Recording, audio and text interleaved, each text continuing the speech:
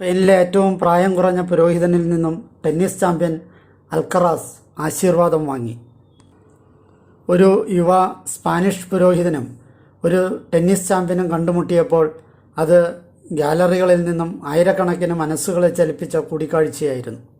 വിശ്വാസത്തിൻ്റെയും കായികത്തിൻ്റെയും അപ്രതീക്ഷിതമായ ഒരു കൂടിച്ചേരലായിരുന്നു അത്. സ്പെയിനിലെ ഏറ്റവും പ്രായം കുറഞ്ഞ പുരോഹിതനായ 24 വയസ്സുള്ള ഫാദർ മിഗുവൽ ടോവർ ഫെർണാണ്ടസ് 2025 ഒക്ടോബർ 31 ലോക 1-ാം നമ്പർ ടെന്നീസ് ചാമ്പ്യൻ കാർലോസ് അൽക്കറാസുമായി കൂടിക്കാഴ്ച നടത്തിയത്.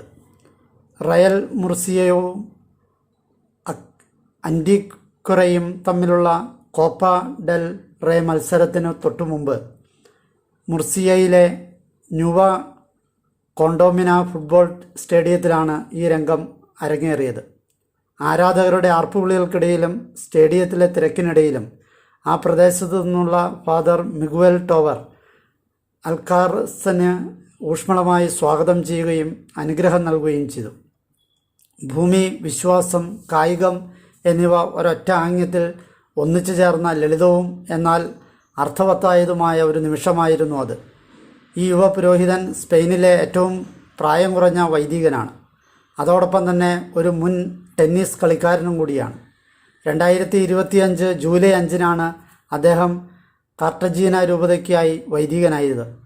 സാധ്യമാകുമ്പോഴെല്ലാം മത്സരങ്ങളിൽ പങ്കെടുക്കുകയും ക്ലബിന് ചുറ്റും ഇടവക പ്രവർത്തനങ്ങൾ സംഘടിപ്പിക്കുകയും ചെയ്യുന്ന വ്യക്തിയാണ് അദ്ദേഹം. ഈ യുവ പുരോഹിതനെ കണ്ടുമുട്ടിയത് ടെന്നീസ് താരം കാർലോസ് അൽക്കറാസിന് ഒരു പ്രത്യേക ആത്മീയ മാനം നൽകി. ഇരുവരും കുറച്ചുനേരം സംസാരിച്ചു, പ്രോത്സാഹന വാക്കുകൾ കൈമാറി. യുവ അത്ലറ്റിൻ്റെ വരാനിരിക്കുന്ന മാച്ചുകൾക്കായി ഫാദർ ടോവർ പ്രാർത്ഥിച്ച് അനുഗ്രഹിച്ച ശേഷമാണ് ഇരുവരും പിരിഞ്ഞത്. അങ്ങനെ ഒരു യുവ പുരോഹിതൻ ഒരു ദേശീയ കായിക താരത്തെ അനുഗ്രഹിക്കുന്ന ദൃശ്യങ്ങൾ ആയിരക്കണക്കിന് ഹൃദയങ്ങളെ കീഴടക്കി. സഭയുടെ സാന്നിധ്യം ദൈനംദിന ജീവിതത്തിലേക്ക് അങ്ങനെ എത്തുന്നുവെന്നും പ്രൊഫഷണൽ കായിക രംഗത്തിൻ്റെ ഉയർന്ന സമ്മർദ്ദ ലോകത്ത് പോലും വിശ്വാസം എങ്ങനെ പ്രചോദനം നൽകുമെന്നും ഇത് കാണിക്കുന്നു.